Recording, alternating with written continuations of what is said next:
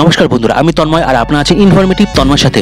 বন্ধুরা, আর হাজার হাজার টাকা নয়, এবার বিমানে ভ্রমণ করুন মাত্র 150 টাকায়। হ্যাঁ বন্ধুরা, আপনারা ঠিক শুনছেন, বিমানে ওঠার স্বপ্ন কার না থাকে। আপনারাও আছে নিশ্চয়ই। বিমানে উঠে ভ্রমণ করা আজও কোটি কোটি ভারতবাসীর কাছে একটা স্বপ্নের মতো। কিন্তু বিমানে ভ্রমণ করা মোটেই কিন্তু সহজ নয়। প্রথমত হলো বিমানের ভাড়া।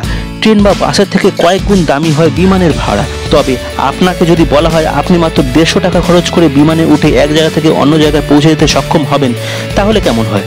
শুনতে অবাক লাগছে তো, কিন্তু এটাই একদম সত্যি। আজ আমি আপনাকে এমন একটি বিমান রুটের সম্পর্কে তথ্য দিতে চলেছি যেখানে আপনি মাত্র 150 টাকা বেশি ভাড়ায় ভ্রমণ করতে সক্ষম হবেন।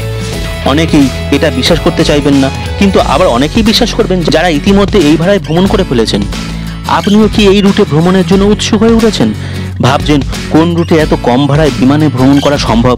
তাহলে বিশদ জানতে আমার এই প্রতিবেদনটি প্রথম থেকে শেষ পর্যন্ত দেখুন। আসলে লীলাবাড়ি থেকে অসমের তেজপুর পর্যন্ত চলাচলকারী একটি বিমানের ভাড়া হলো মাত্র 150 টাকা। এই দুটি শহরের মধ্যে বিমানের যাত্রা হয় মাত্র 50 মিনিটে। যদিও এটি কিন্তু ওয়ান ওয়ের ভাড়া, অর্থাৎ একমুখী। অ্যালায়েন্স এয়ার এই রুটে ফ্লাইট পরিচালনা করে। তবে একেবারেই যে আপনি 150 টাকা বিমান ভাড়া দিয়ে ভ্রমণ করবেন ভেবে থাকেন, তাহলে কিন্তু সেগুড়ে বালি। আসলে এই ভাড়ার সঙ্গে কিন্তু আরও অন্যান্য ফি যোগ করা হয়।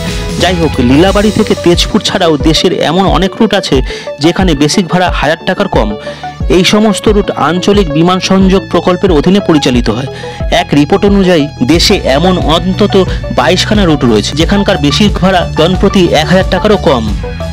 এছাড়া উত্তর পূর্ব ভারতের বেশ কিছু রুটের মূল বিমান ভাড়া জনপ্রতি 150 টাকা থেকে 199 টাকার মধ্যে রয়েছে।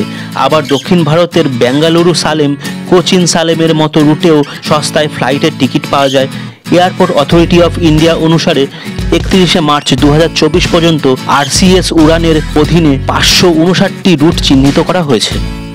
তাহলে বন্ধুরা, আজকে জানতেই পারলেন যে কোন রুটে মাত্র আপনি বেসিক 150 টাকা ভাড়া দিয়ে ভ্রমণ করতে পারবেন।